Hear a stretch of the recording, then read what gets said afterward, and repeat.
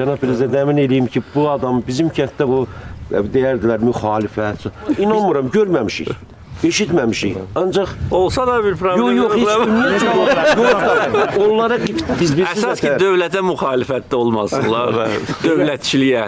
Azərbaycanda dövlətçilik sözü üzərində xüsusi həssasiyyət var.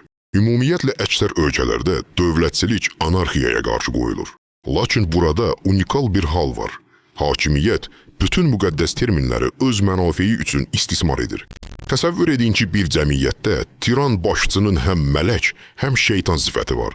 Yəni zülm və ədalətin mənbəyi eynidir. Burada anarxiya tirandan daha pistir düsturu işləmir. Diqqət edin, MTN-in adı DTX qoyuldu. Amma mahiyyətcə bu hakimiyyətin təhlükəsizlik xidmətidir. Sülalə sistemlərində hakimiyyət və dövlət arasında fərq olmur. Bugünkü gün fəxr edirəm. Sizlə, sizin ailə üzvlərinizlə, yəni dövlətimizlə. Sizinlə, sizin ailə üzvlərinizlə, yəni dövlətimizlə. Burada dövlət hakimiyyət, hakimiyyət isə elə dövlətin özü deməkdir. Azərbaycanda mövcud idarəçilik iki çox ciddi faktor əsaslanır.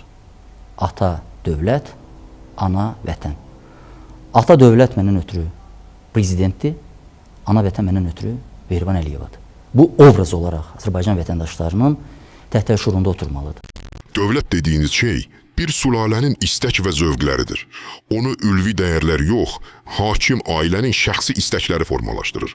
Məsələn, niyə Azərbaycanda illərdir qadağan olunmuş kazinolara birdən-birə icazə verildi? Çünki sülalənin başındakı şəxs kazino həvəskarıdır və buna görə də qanunu keyfi istədiyi kimi dəyişdirdi. Digər misal, milli qəhrəman Sürət Hüseynov rejimlə ixtilafa düşəndə ona qarşı dövlətə xəyanət ittihamı sürdülər və qəhrəman adını ondan aldılar. Halbuki o dövlətə yox, hakimiyyətə qarşı idi. Bu quruluşun konstitusiyasında belə hakimiyyətə və dövlətə xəyanət kimi iki fərqli bənd yoxdur.